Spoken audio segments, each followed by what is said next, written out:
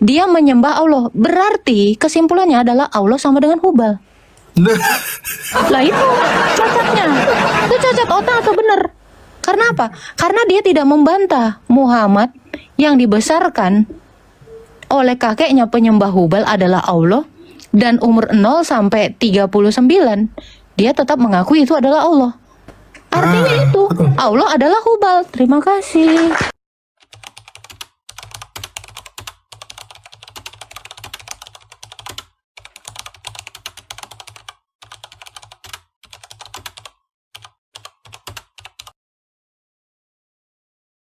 In Islam, bowing toward the Kaaba is not considered idol worship.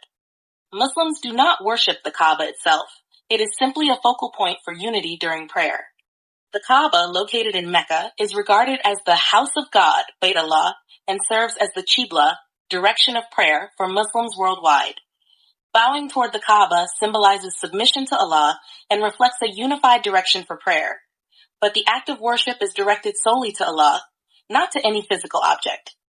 In fact, Islam strictly prohibits idol worship, shirk, which is seen as associating partners with Allah, and the Kaaba is viewed as a sacred structure, but not an object of worship.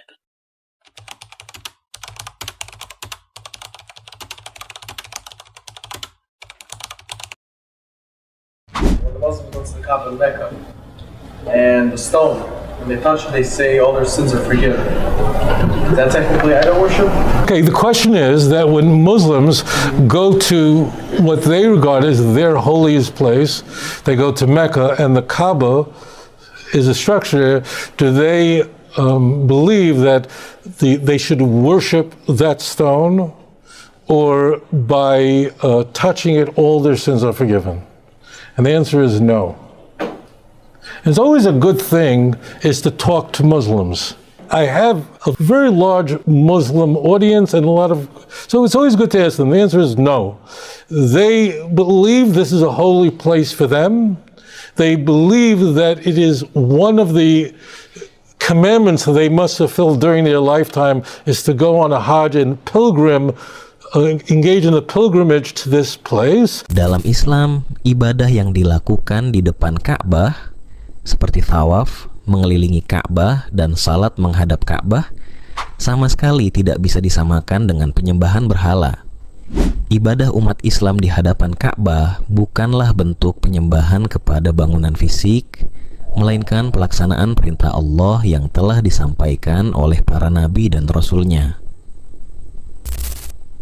Keberadaan Ka'bah sebagai kiblat memiliki dasar yang kuat dalam ajaran Islam, dan bukanlah sesuatu yang muncul dari kepercayaan syirik atau penyembahan berhala. Perbedaan fundamental ini dapat dijelaskan dari sudut pandang dalil syar'i, nas Al-Quran dan hadis, serta penjelasan rasional yang logis. Pertama, perintah langsung dari Allah Subhanahu wa Ta'ala. Ka'bah menjadi pusat ibadah umat Islam karena Allah sendiri yang memerintahkan agar umatnya menghadap ke sana saat salat.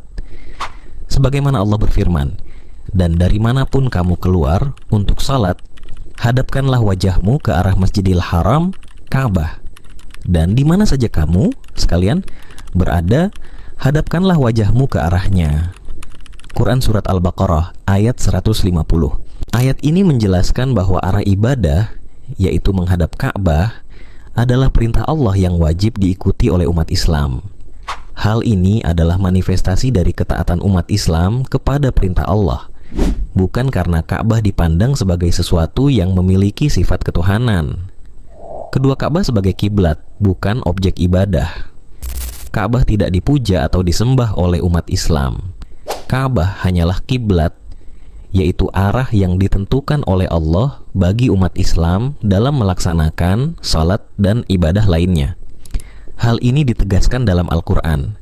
"Sungguh kami sering melihat mukamu menengadah ke langit, maka sungguh kami akan memalingkan kamu ke kiblat yang kamu sukai. Palingkanlah mukamu ke arah Masjidil Haram." Quran Surat Al-Baqarah ayat 144. Ayat ini menunjukkan bahwa Ka'bah hanyalah arah, bukan tujuan penyembahan. Arah kiblat ini juga merupakan tanda persatuan umat Islam di seluruh dunia, bukan representasi Tuhan atau benda yang harus disembah.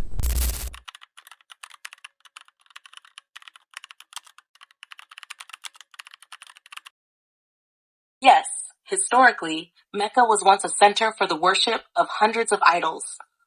Before the advent of Islam, the Kaaba housed numerous idols, and the people of the Arabian Peninsula practiced polytheism, worshipping various deities. The turning point came with the arrival of Prophet Muhammad, who preached monotheism, belief in one God, Allah. After years of struggle and resistance, Mecca was peacefully conquered by Prophet Muhammad and his followers in 630 CE. Upon entering the city, Muhammad ordered the destruction of all the idols in and around the Kaaba. This act symbolized the end of idol worship in the region and the establishment of Islam's message of monotheism. The event marked a significant shift as the people of Mecca and the broader Arabian Peninsula gradually embraced Islam and abandoned idol worship. Engage in a pilgrimage to this place. It was a place of all idolatry. Mecca, the Kaaba, was all idolatry. After Ishmael died, Ishmael did tshuva. But his descendants went into complete ignorance and idolatry. The Muslims acknowledge this. It was a period of it's almost like the word in Arabic, it's like stupidity and ignorance. So that place in Mecca was a place where people worshiped 365 gods. People buried their daughters underneath of house posts. But Muslims do not worship the stone. They rather feel that by going on this Hajj, they fulfill a commandment on them, and they also must repent. They don't believe, they hate Paul. Ketiga, ibadah kepada Allah, bukan kepada bangunan atau benda. Ibadah dalam Islam, baik salat maupun tawaf, ditujukan semata-mata kepada Allah, bukan kepada bangunan fisik seperti Ka'bah. Allah menegaskan, dan sesungguhnya masjid-masjid itu adalah kepunyaan Allah. Maka janganlah kamu menyembah sesuatu pun di dalamnya selain Allah. Quran Surat Al-Jin ayat 18. Ini menunjukkan bahwa Ka'bah bukanlah objek penyembahan, melainkan hanya alat bantu fisik dalam memusatkan arah ibadah kepada Allah yang tidak berwujud dan tidak dapat diwakili oleh benda fisik apapun. Keempat, Ka'bah dan ajaran para nabi. Perintah untuk menghormati dan memuliakan Ka'bah juga memiliki akar sejarah yang sangat kuat, jauh sebelum masa Nabi Muhammad. Ka'bah pertama kali dibangun oleh Nabi Ibrahim dan putranya, Nabi Ismail. Beberapa literasi Islam bahkan menarik ke belakang kalau Ka'bah awalnya didirikan oleh para malaikat, lalu Nabi Adam. Walaupun literasi bagian Nabi Adam masih diperdebatkan. Dan ingatlah, ketika kami memberikan tempat kepada Ibrahim di tempat Baitullah dengan mengatakan, janganlah engkau mempersekutukan sesuatu pun dengan aku, dan sucikanlah rumahku ini bagi orang-orang yang tawaf, dan orang-orang yang beribadah, dan orang-orang yang ruku dan sujud. Quran Surat Al-Hajj ayat 26. Nabi Ibrahim dan Nabi Ismail tidak membangun Ka'bah sebagai objek penyembahan, melainkan karena perintah dari Allah sebagai simbol pengabdian kepada Allah dan pusat ibadah yang diperintahkan oleh Allah. Ka'bah menjadi tempat yang diberkahi, tetapi tidak ada pengertian bahwa umat Islam menyembahnya. Melalui ajaran para nabi, umat Islam mempraktikkan sunnah untuk beribadah di sekitar Ka'bah sebagai bentuk ketaatan kepada Allah. Because they believe Jesus was a prophet. He was a Rasul, but he was a high-level prophet. But he was nothing more than that. They believe that Paul created Christianity and Paul's messed everything up. You follow what I'm saying? So they don't believe anybody could die for your sins at all. They do believe that by doing good things in your life, so that will cause you to repent, and it is that repentance that brings about a person's salvation. Christians say this about Muslims, and they're lying. They just say all these nonsensical things about Islam, and they're not telling the truth. Now, it's not that Jews agree with everything in Islam at all. There are many differences, but it's not idolatry. They do worship one God, and they truly worship one God, and they reject the grotesque teachings of Paul that unfortunately permeates the Christian Bible, the notion that somebody could die for your sins. They believe that the only way you're forgiven is through God's mercy. In fact, in Arabic, the word Rahman is a name of God and it means mercy. Kelima, mengikuti Nabi Muhammad. Nabi Muhammad mencontohkan pentingnya menghadap Ka'bah dalam salat, tawaf, dan ibadah haji sebagai bagian dari perilaku yang harus diikuti oleh umat Islam. Rasulullah sangat menekankan bahwa ibadah hanyalah kepada Allah dan Ka'bah tidak pernah menjadi sesuatu yang disembah. Dalam sebuah hadits disebutkan, sesungguhnya Allah telah menetapkan Ka'bah sebagai tempat berkumpulnya umat manusia untuk beribadah kepadanya. Hadis riwayat Bukhari dan Muslim. Ka'bah hanyalah tempat berkumpul dan arah, bukan objek penyembahan. Dengan mengikuti sunnah Rasulullah, umat Islam menunaikan ibadah menghadap Ka'bah, mengikuti teladan yang telah diwariskan oleh nabi-nabi sebelumnya, bukan sebagai bentuk penyembahan kepada Ka'bah itu sendiri. Keenam, merasionalisasi perbedaan dengan penyembahan berhala. Berhala adalah patung atau benda yang dianggap memiliki kekuatan ilahiyah oleh penyembahnya. Mereka menyembah benda-benda tersebut dengan keyakinan bahwa benda itu dapat memberikan manfaat atau mudarat. Dalam Islam, semua ini ditolak tegas. Allah berfirman, "Dan sesungguhnya kami telah mengutus Rasul pada tiap-tiap umat untuk menyerukan, sembahlah Allah saja, dan jauhilah tauhid, segala yang disembah selain Allah." Quran Surah An-Nahl ayat 36. Muslim yang beribadah di depan Ka'bah bukanlah menyembah Ka'bah sebagai benda, melainkan menyembah Allah yang Maha Esa. Ka'bah hanyalah simbol, alat pemersatu arah ibadah, tanpa kepercayaan adanya kekuatan ilahiyah di dalamnya. Inilah yang membedakan Ka'bah dari berhala.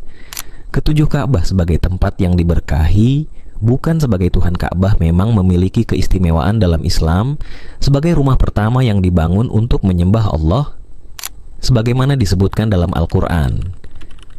Sesungguhnya rumah ibadah pertama yang dibangun untuk manusia adalah Baitullah yang di Mekah, yang diberkahi dan menjadi petunjuk bagi seluruh alam. Quran Surat Ali Imran ayat 96. Namun, keistimewaan ini tidak berarti Ka'bah dianggap sebagai Tuhan atau medium ilahi yang harus disembah. Kedelapan, penjelasan logis, arah dan tujuan. Secara logis, jika kita memahami konsep Ka'bah sebagai kiblat, maka Ka'bah hanyalah arah fisik yang mengarahkan hati dan pikiran kita kepada Allah.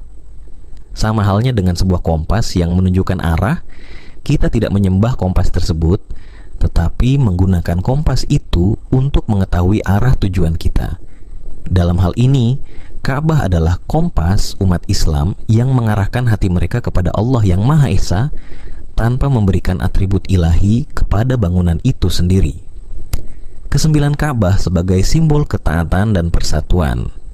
Secara spiritual dan filosofis, ibadah di hadapan Ka'bah adalah bentuk pengakuan atas kebesaran Allah dan ketaatan kepadanya. Menghadap Ka'bah adalah simbol persatuan umat Islam yang diarahkan kepada satu tujuan, yaitu Allah.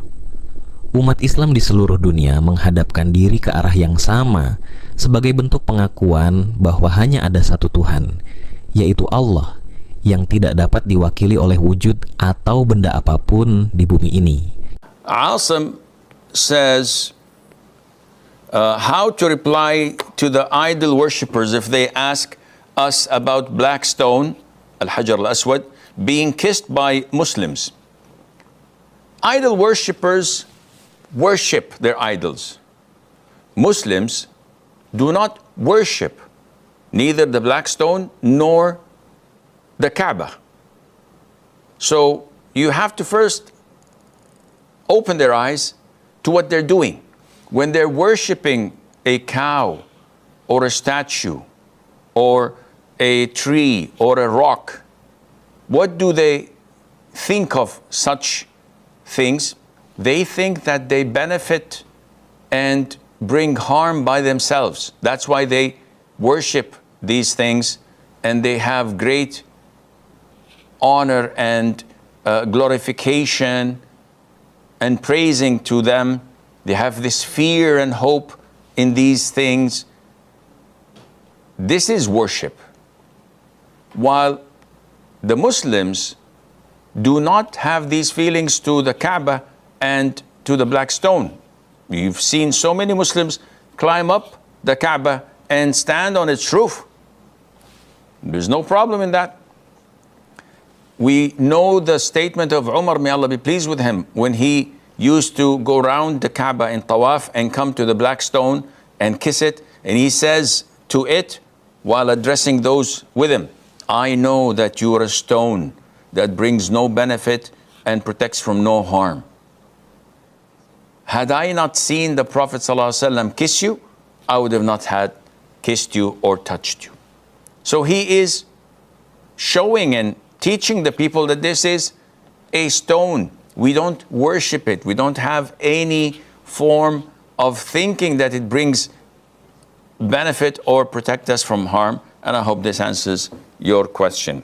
Ibadah di depan Ka'bah, termasuk tawaf dan salat, adalah bentuk kepatuhan dan ketaatan kepada Allah, dan Ka'bah hanya berfungsi sebagai arah untuk memusatkan hati dan pikiran kepadanya.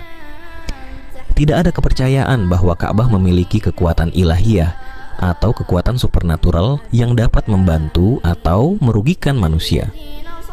Ini berbeda secara fundamental dengan penyembahan berhala yang menempatkan benda sebagai perwujudan dari kekuatan ilahiyah. Ibadah dalam Islam adalah murni pengabdian kepada Allah yang Maha Esa, tanpa perantara fisik atau benda apapun, sesuai dengan prinsip tauhid yang menjadi inti ajaran Islam. Ibadah di hadapan Ka'bah tidak bisa disamakan dengan penyembahan berhala, karena umat Islam melaksanakannya berdasarkan perintah Allah yang disampaikan melalui para nabi dan rasul, khususnya Nabi Ibrahim, Nabi Ismail, dan Nabi Muhammad. Umat Islam mengikuti sunnah para nabi ini sebagai bentuk ketaatan dan ketundukan kepada Allah semata, bukan kepada Ka'bah sebagai benda fisik. Ka'bah hanyalah arah yang ditentukan oleh Allah, dan umat Islam secara kolektif menghadapkan diri ke sana sebagai manifestasi dari tauhid, keyakinan kepada Allah yang Maha Esa. Tidak ada dalam ajaran Islam yang mengajarkan untuk menyembah Ka'bah, melainkan Ka'bah hanyalah pusat simbolik yang mempersatukan umat dalam beribadah kepada Allah.